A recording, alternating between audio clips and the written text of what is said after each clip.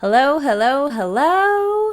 I am so excited to have you all on the Mystic Nerd Squad podcast, whether you're catching us live, streaming, or after via video or audio.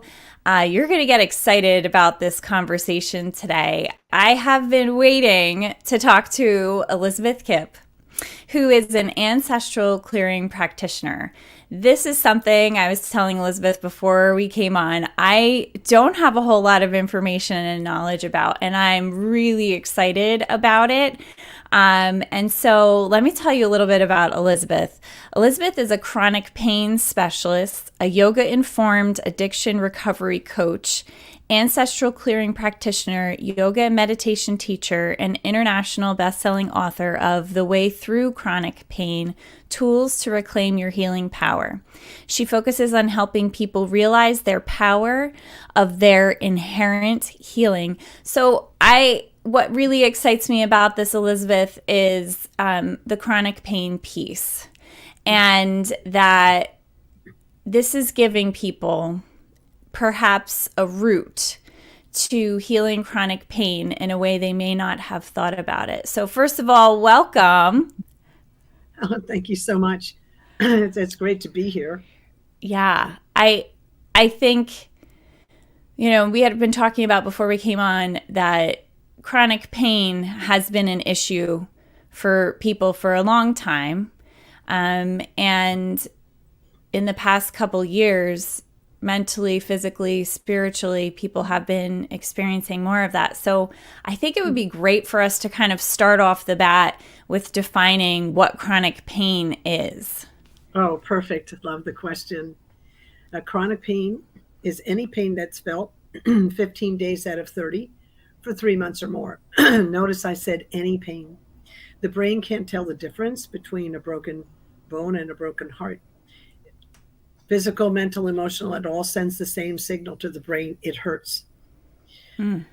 So that creates a wider canvas maybe for people than they maybe realized beforehand. For instance, I kind of have a subspecialty in. I love going on podcasts about ancestral clearing and chronic pain, but I have a kind of a subspecialty of podcasts on grief because that's a chronic experience, right? So we we experience chronic pain on many levels, and the National Institutes of Health prior to COVID, underlined prior to COVID, estimated that 25% of North America suffered chronic pain over all socioeconomic measures, including children. Mm. And the World Health Organization estimated a fifth of the population on the planet, of the humans. So it's So a it's pandemic all by itself. it's pervasive. Yeah, and that's interesting. I hadn't actually thought about it applying to children. But now that you say that, that that kind of piques my interest a little bit more even in, what are we doing to help to mend some of this chronic pain. And what really excites me is we've often talked about pain as something that we're going to apply something to. So are we going to give it medication? Are we going to give it a balm? Are we going to, give it therapy? And I think, at least in my own personal experience managing pain, you can kind of get to it at the physical level or the therapy level, but there are those deeper levels that are not being necessarily addressed. Is that fair? Well, that's an interesting kind of view on it. I'm going to take us in a little bit closer and say, what happens with chronic pain in the brain, Yeah. right? What happens to us? Now, also, you can't separate mind, body, and spirit. So what happens to one part happens to all. So if we look at what happens in the brain, why is chronic pain different than acute pain?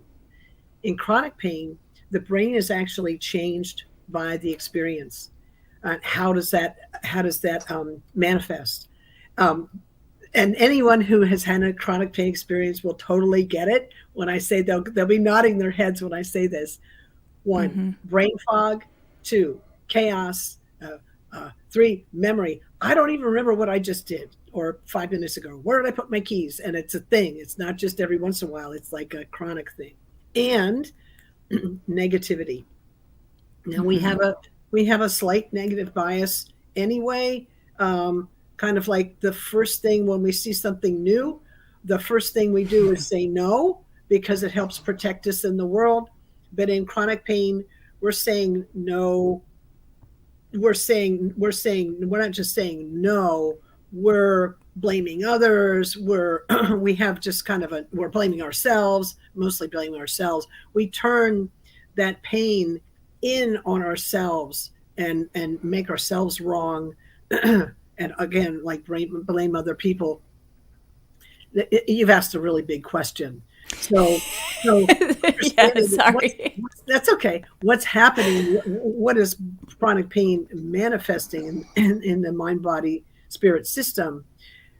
Understanding what that is, then we can approach it with a modalities that'll help heal those changes. And I was on opiates and benzodiazepines for a long time. The doctors didn't know what else to do. They're like, trying to numb it with this, like you said, like a Band-Aid. It just makes it worse. It doesn't heal the changes. So we need to bring modalities that heal the changes. And meditation would be like the number one thing that helps to quiet that chaotic mind. Yeah. I bring in ancestral clearing as another aspect. We don't say ancestral clearing heals anything per se. We can't make claims like that.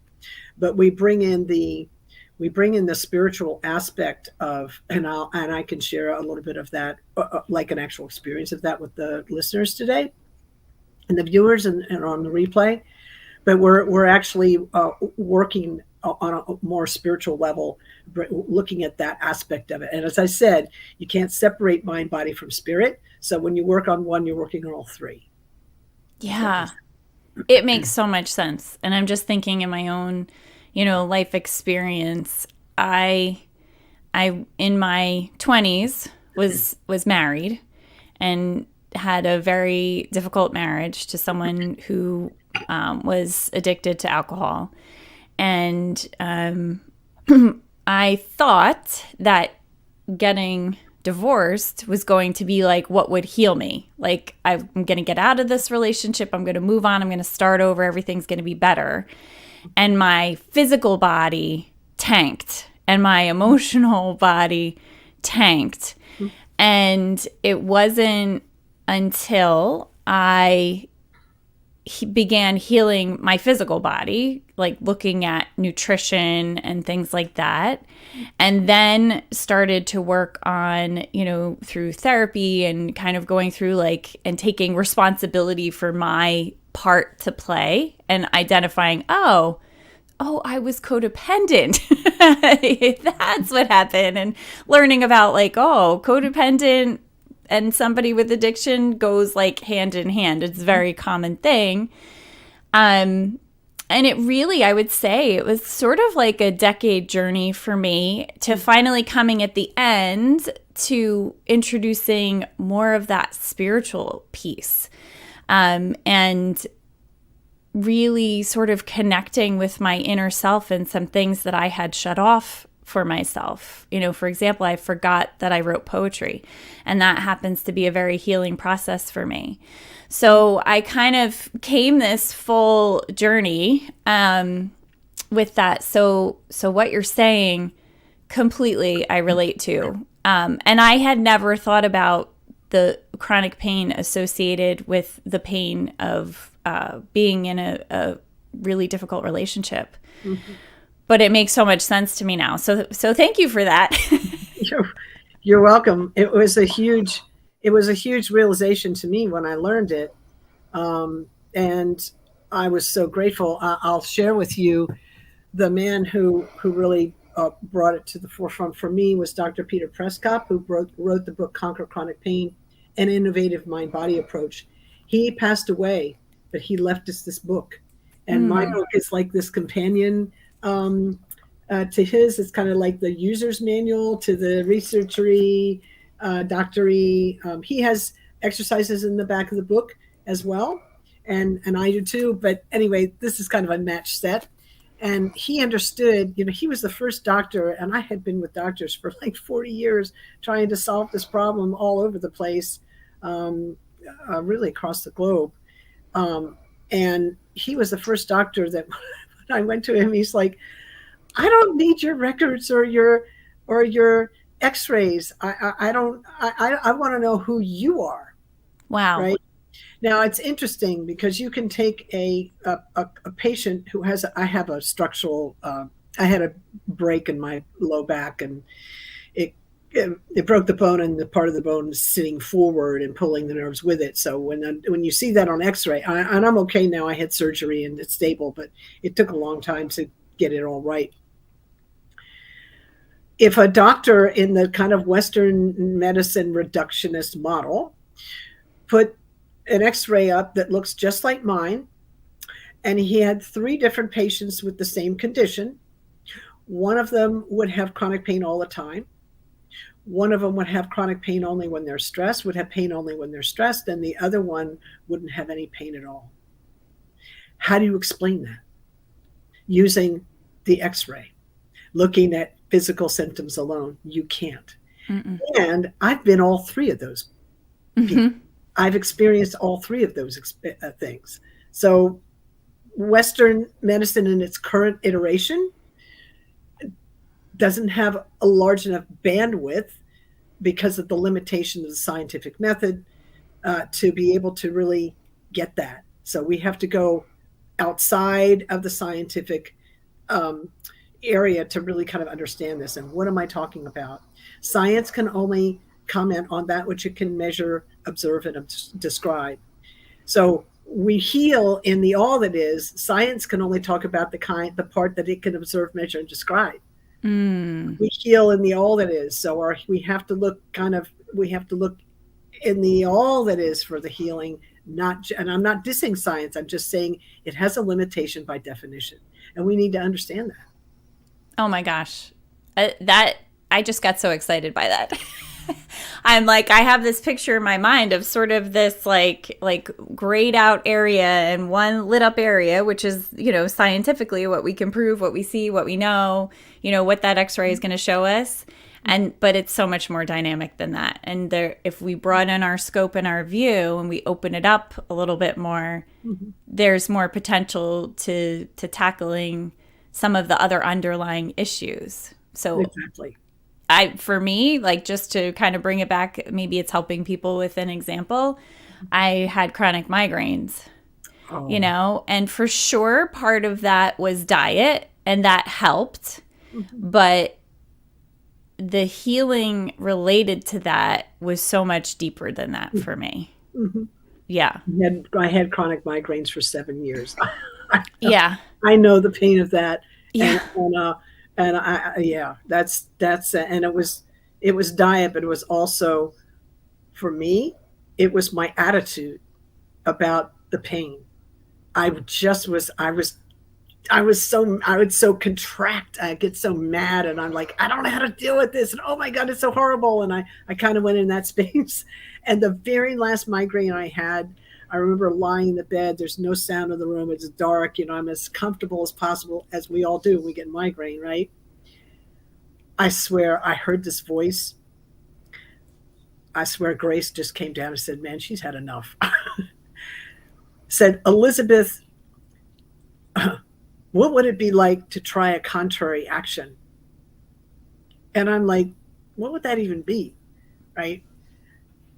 Clearly what what you're doing is not working, right? Try a contrary action.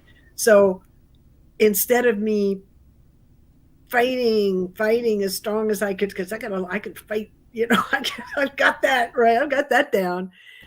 It's like, can you just allow?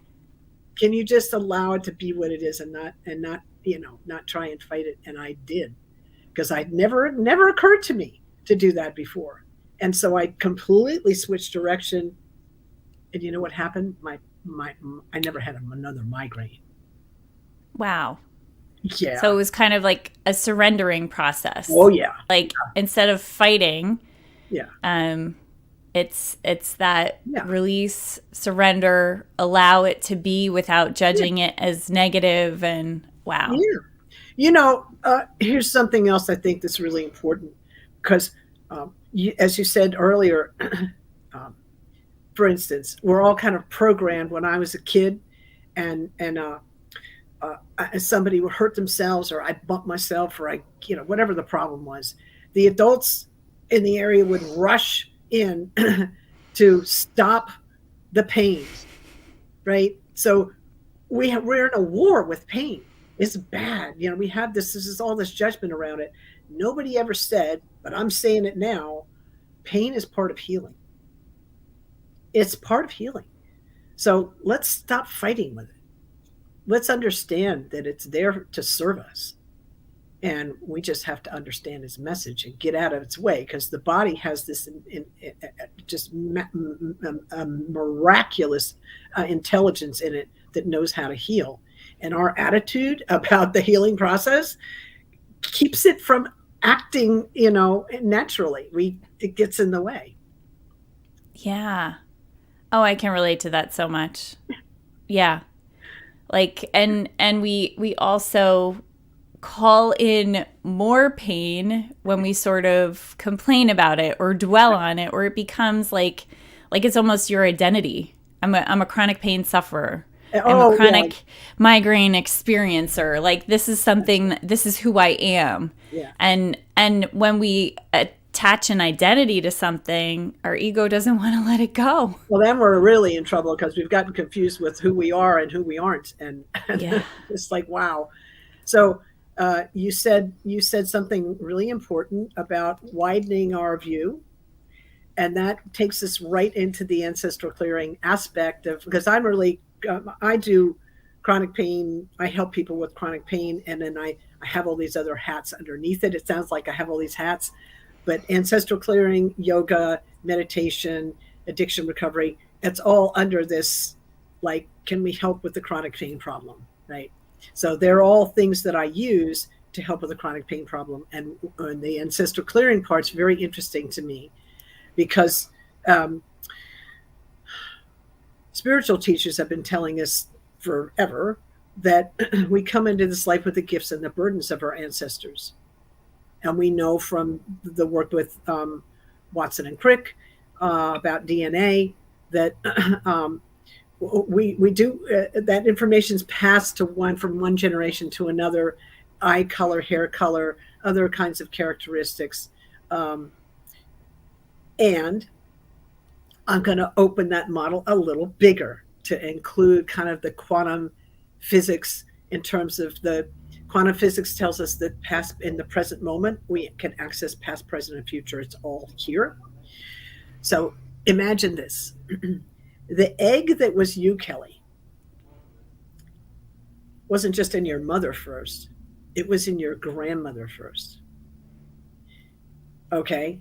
So you're experiencing the frequency of energy that your mother felt and your grandmother. Mm-hmm. And the egg that was you, that was in your grandmother first, that she was in her grandmother.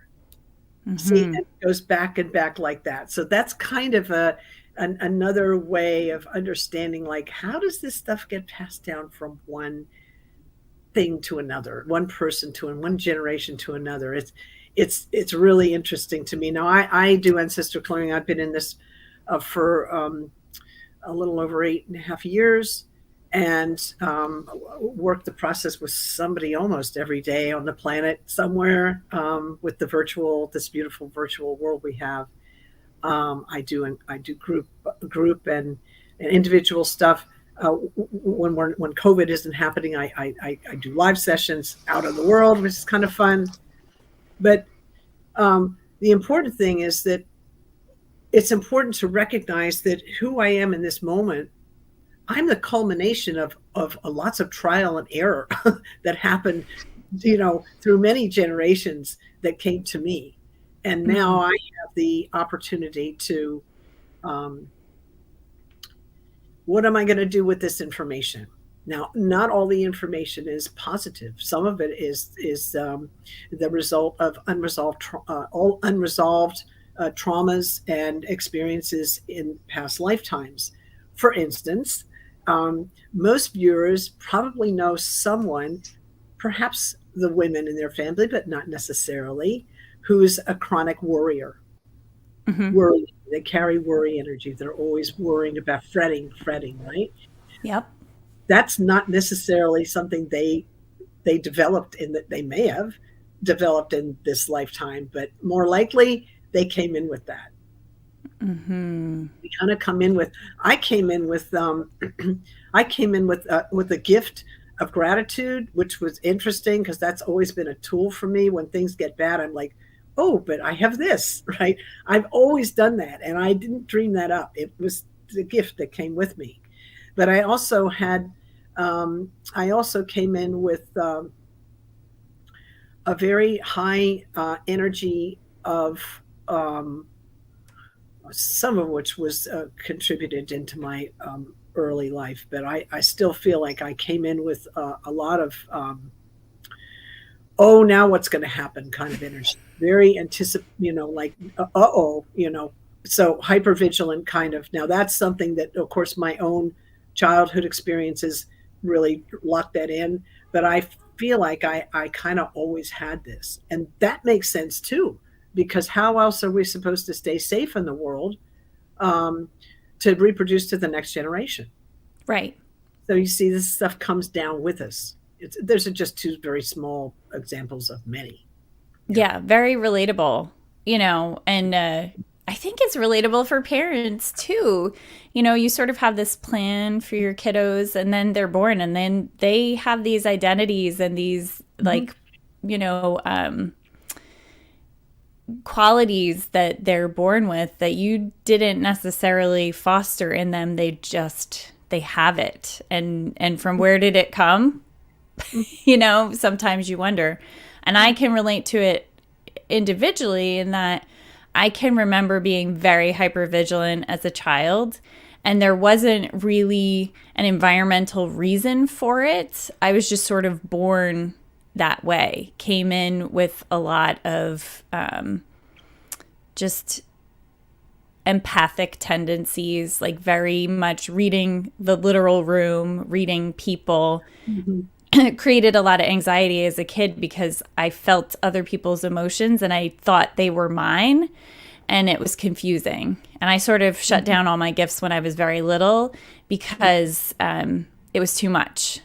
And I realized that it made me too much. People felt like, oh, she's too much. She's too emotional. She's got too much. And I realized that wasn't desirable to other people, and just like went into that codependent people pleasing. I'm going to be who people need me to be because it keeps me safer. Sure. Yeah. Yeah. Most of the, Gabor Mate would say all of our behaviors are to keep us safe. They're all honest. They're all honest. Right. So, so we come into this world with certain tendencies. I had left-handedness, and that created some, and I had a kind of a learning. It's not full-blown dyslexia, and they didn't even know what that was back when I was in school, but they didn't have a name for that. But I had a tendency, so I had difficulty with math. I had difficulty with certain things, and had to overcompensate. I had to figure out my way in the world, and I don't think that was necessarily developmental. I think it came in with me. Just come in with handedness. That's how we come in, and then we, right. So anyway, so we come in with these things, and ancestral clearing is a way to help us release some of that burden. And I'd like to just give you, the listener, everyone, an experience, just a couple of minutes of what it feels like. So what we're doing in this practice is we're asking creator energy, the source of all it is, to come in on our behalf. and help and offer up through the process of forgiveness, meaning offering up our burden to it to help us release it. We're not asking it to get rid of anything. That's not what we're doing. We're asking it to help us release what we're carrying. So that's the process. And what I'd love for everyone to do is just notice kind of what they're feeling in their body. We need you to stay as present as you can, just while I and let these words just kind of wash over you.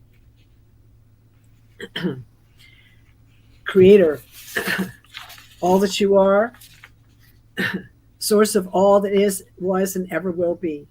We ask humbly and gratefully that you help everyone listening to this and all their relations, all their ancestors and all their relationships through all time, space, dimension, realms, lifetimes, and incarnations. For all the times you weren't nurtured, loved, supported the way you needed, anytime you were abandoned, times you abandoned others, weren't able to support, love, and nurture others the way they needed, and anytime you weren't able to love yourselves. Please help you all forgive each other, help you all forgive yourselves, please, and thank you. For any time you believed or felt or were shown you weren't enough, for the times you tried to earn or learn your way into the value of your family, your relationships, or into the grace and the love of the Creator. For all that led up to this, please help you all to forgive each other, forgive yourselves, be at peace with each other and at peace with yourselves. Please and thank you. For all empathic hurts and wrongs, times you took on others' unresolved issues, carried or shouldered their burdens. For all adversity, struggle, and hardship you saw, especially as children. Please help all of you to forgive each other, forgive yourselves, all family members' relationships. Times this was done to you and times you did this to others. Please and thank you. Please and thank you. For the times you weren't shown or encouraged to stand up, speak up, and do things your way. For the times you didn't feel safe to say no when appropriate. Please help you all forgive each other, help you all forgive yourselves. Parents, family members, relationships, help them all forgive you and help you all forgive yourselves. Please and thank you. Please and thank you. Please lead, guide, and direct all of you into your perfect light, love, and light. Now and forever, please and thank you. Now, take a breath in and let it out. And then see what feels in the body. Wow. That was incredible. If it's okay with you, can I just describe kind of what I felt? Absolutely. Yes, please share. So immediately I felt the room open. I felt space open. I felt like I had support at my back. I felt like I had hands over my heart. And I got a little emotional. That was just such a beautiful practice and so simple. Thank you. That felt really good. You're welcome. You can see why I like to do this. Is one of my favorite things to do. I really felt in this practice. I have this science background. I've got one foot in the science world and one foot in the spiritual world. And I walked in and was not expecting this when it was presented to me. And I was in so much pain. And I was in a room full of other people that were loaded up with pain. And we all felt a release of the pain afterwards. And I was just looking around going, what is that? I had this researchery mind on, like, right? I had my science hat on and I'm like, what's happening here? Like, can we measure this? I know something happened. Can we measure this? And is it reproducible? And how do we research this? Like, it was just like, yeah. I went to the first training that I could. This is a process that's been trademarked and registered by John Newton of Health Beyond Belief. And he teaches, there's only one man that teaches this practice, and it's John. And I'm one of his practitioners, and I took the first training I could find as soon as I got out of that experience. The first time I was like, I got to go learn this. Yeah, that's amazing. And I have to say, like, I feel really good. And it also makes me sort of, I'm like you, like a foot in the science world, a foot in the spiritual world. That's why I'm doing this podcast, because both worlds excite me, and, sort of figuring out how to make them mesh better together excites me. But I think about, we talk about measuring and what is observable, right? Like if we're doing a scientific experiment, we're looking for like, what is the change? What do we see? But I've also done a lot of outcomes measurement, which is sort of not looking at the direct output of something, but the outcome. So looking at what is the outcome of that, and not what is in the immediate that we can observe and see and is happening here, but as a result of that, moving forward, what does somebody's life look like?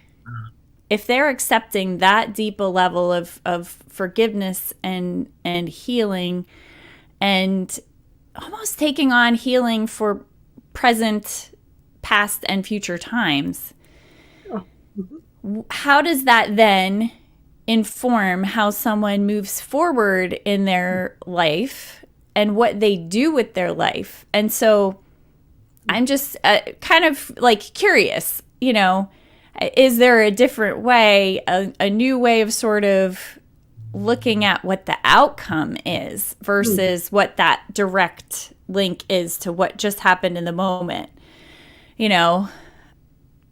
Well, I love the question, and I feel like it's absolutely valid.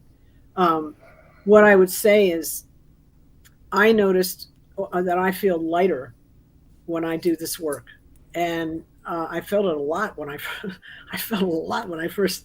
Oh man, I had to make sure I had drink plenty of water and had root vegetables for grounding in my diet, and just to kind of help me, because I felt so much lighter, right? So if you imagine that we come into this world with the gifts and the burdens of our ancestors, and if we had a pair of glasses on, they'd be colored, they'd be clouded with the burden. And as we do this work, the glasses become less and less cloudy. And then we can see, oh, now I know what my purpose, what my mission is on the planet. Now I know I'm here. Oh, now I see it. Now I can do it. So it's kind of the way, for instance, like I found my voice. You wouldn't think with somebody like, I got no problem sitting here with Kelly in a podcast and, talking about the world. You would not think that I was this shrinking violet wanting to disappear into the woodwork, because I've been so, had so much burden around speaking up. Yeah. Right? I'm kind of a living example of how that can blossom, right? Agreed. Same. And I'm sure people would think like, she's never had trouble talking. she seems like it's the opposite. She, can't. But same. I was very much a shrinking violet. I think a lot of it had to do with just feeling like I wasn't good enough. And I believe that that's an ancestral pattern that I came into life with. And I've been told as much, doing some energy healing over time, that I was born with that. And I had somebody actually in a Reiki healing remove it from me, and I had that messaging in my mind, my whole life, like just this repeat pattern. I'm not good enough, not good enough, not good enough. And then it was just gone.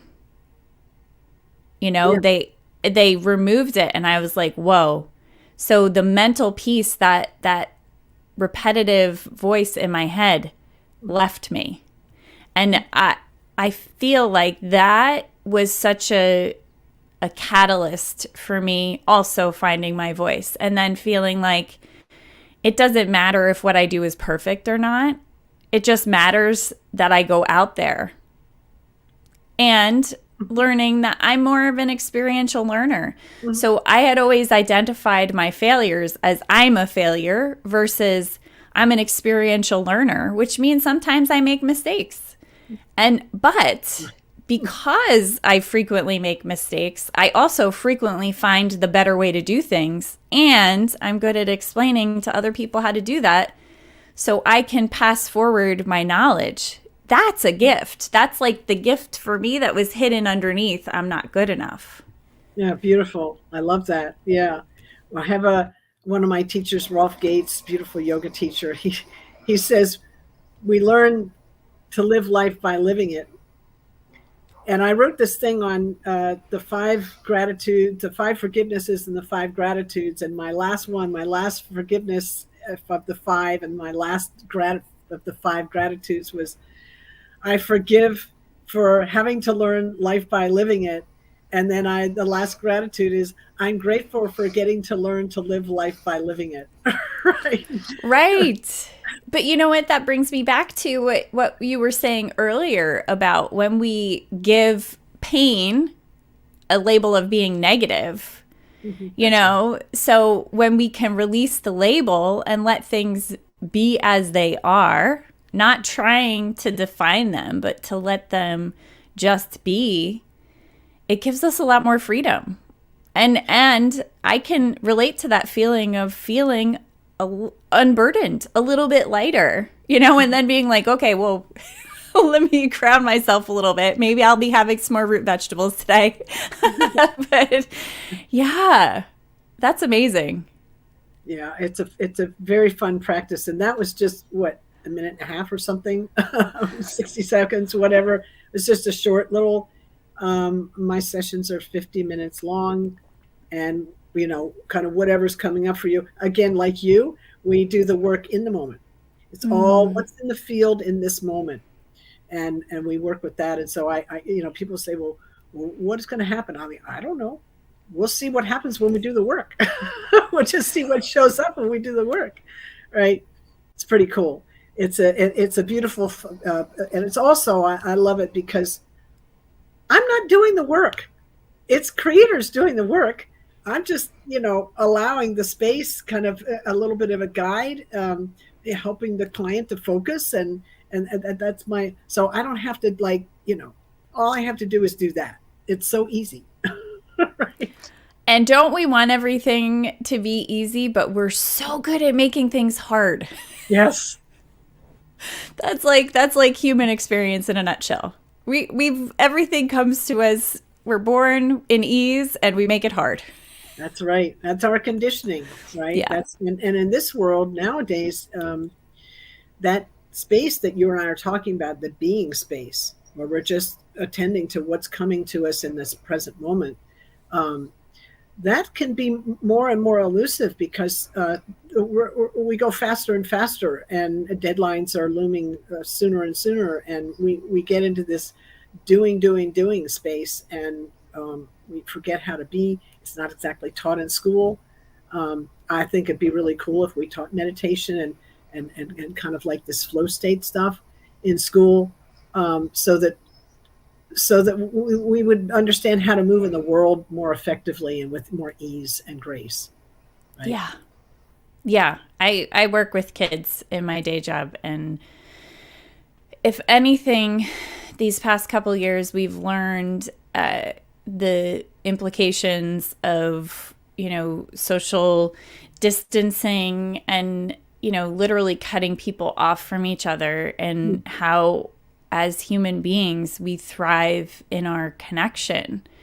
And I work with kids with special needs and multiple disabilities. And so, like, disconnecting them from the presence of people has been just really traumatic, I think. I mean, I hope some people don't hear that and say, well, that's really like excessive. But I think it is traumatic. And we're noticing, things like preschoolers having to sit at desks and not on the floor playing with each other and engaging with each other.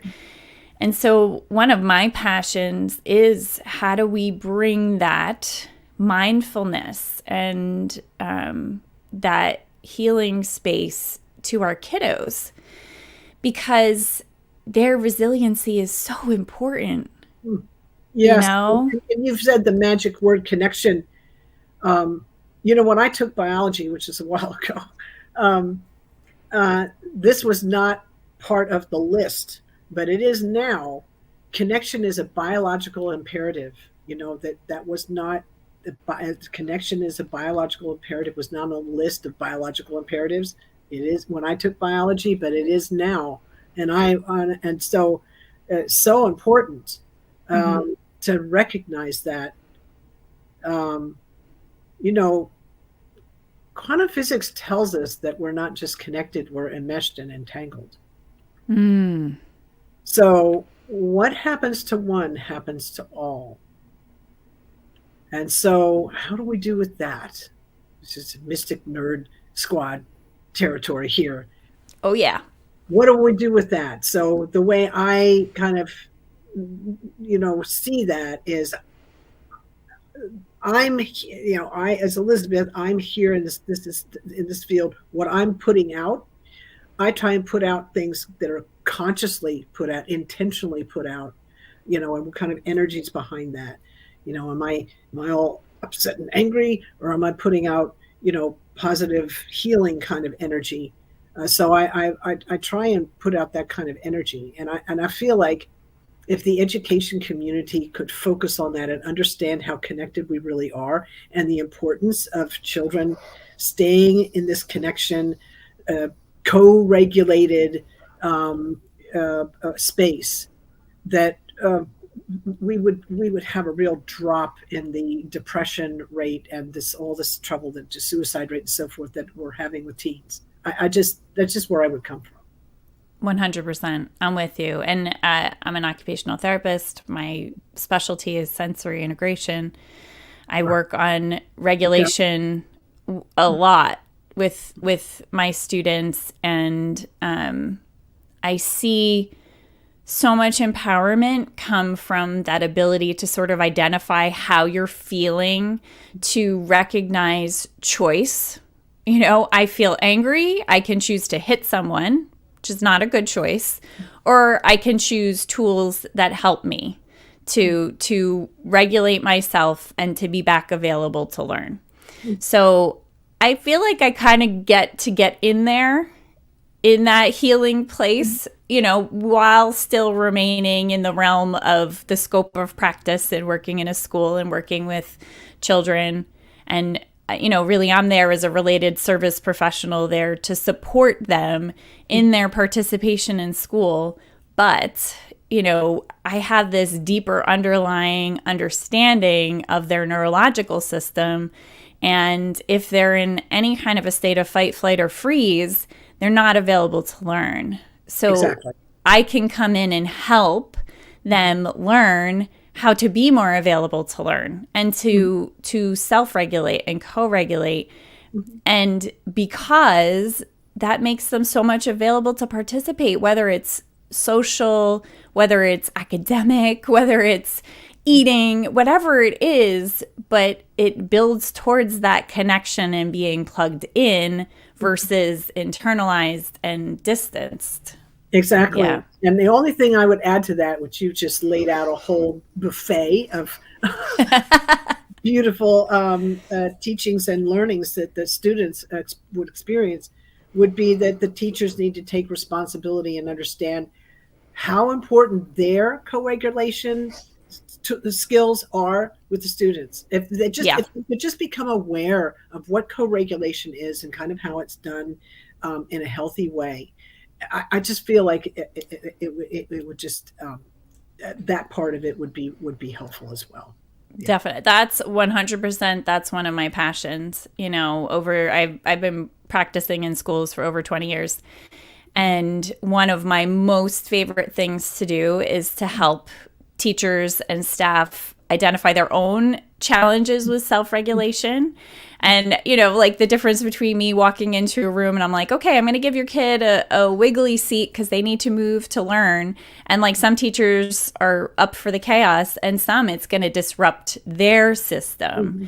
And I will never set a teacher up to fail. So I have to understand their system. And I think that next step is that like understanding our own regulation. And just like you said earlier, you're consciously in the state of being where you're putting out very positive energy and healing energy. And you've healed and released the pain that you had and all of the things that associated with that, so that you're now a catalyst for healing versus the opposite. And we're all powerful in how we can do that. And that piece that you said, beyond connection, the enmeshment and entanglement, really makes sense to me. Beautiful. Beautiful. I'm so glad you're in that space in the education. That's wonderful what you're doing. Yeah. Well, what you're explaining to me is sort of giving me that like, aha, this is where you're getting it right. And your intuition to sort of go this route, Mhm. but it may look like I'm this lens, but I'm so Mhm. much bigger than that. And I can both be there and here Mhm. and still falling within the expected role, working in a school. And I feel like we all can do that. We all have that Yeah. power. Yeah. Yeah. It's just a matter of kind of like, you know, what's the conditioning that we're carrying that we need to kind of clear, release and transmute, transform to get there. Yeah. Yeah. Consciously to get there. Consciously. Yeah. Wow. I don't know. I'm so glad other people are listening to this, but I feel personally like this was so good for me. Selfishly, I have like the best job in the world getting to be on the other side of the screen from my guests. And Elizabeth, this has been amazing. I certainly have enjoyed it. Thank you so much. Yeah, I just want to take a little bit of time for you to share how people can connect with you, some things you have coming up, and for sure where they can get your book, and get more opportunities to connect with you, because your healing power is tremendous. Well, thank you so much. You guys can find me at Elizabeth-Kipp.com. That's Kipp. Got to put the hyphen in there because ElizabethKipp.com is a web designer and an amazing photographer, but she's not me. So Elizabeth-Kipp, and you'll find me, right? And you'll find all my social media links on the website. I have private sessions. I teach trauma-informed yoga once a week online. You can get the recording if you're interested in, but you can't do it at that time. I'll just send you the recording, as anyone that registers can grab the recording. You can get my book at the website as well. And I'm just going to say we're about to release the third book in the series, The Ancestors Within. Amy Gillespie Doherty is the lead author on that. There's 25 of us co-authors now. I think it's really interesting. This is the third book. She's got a series of 4. That's almost 100 different people in the ancestral clearing healing space that want to be authors.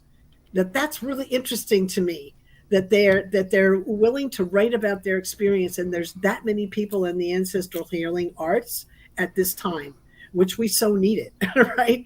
But I was just like, this is such a great project. Yeah, there's no mistakes. There's no mistakes, and I'm right there with you in this sort of movement to empower people, that it can be as simple as purchasing a book and getting 25 tools and being able to heal yourself. I love that we're moving from the idea of we have a guru we go to like, I have that potential within me. All I need is a little bit of information and support, and I can get there. I also want to point out this book that I have that goes along with that collection. Elizabeth is in here, the Ancestors Within Journal, which I haven't started yet, but I'm kind of really looking forward to diving into that and going through all those different tools and journaling activities. I think this work that you're doing is amazing. I think you're amazing. And I'm sure as people are catching this now or catching it in the replay, they can kind of feel all the positive energy that we've just released into the world. And I feel like if we do that, we've done our job, and we can feel really good about ourselves as we go forward. Beautiful. Thanks so much for this opportunity. It's great to spend some time with you, Kelly. Take care. Absolutely. Have a good one, everybody, and stay curious. Bye now.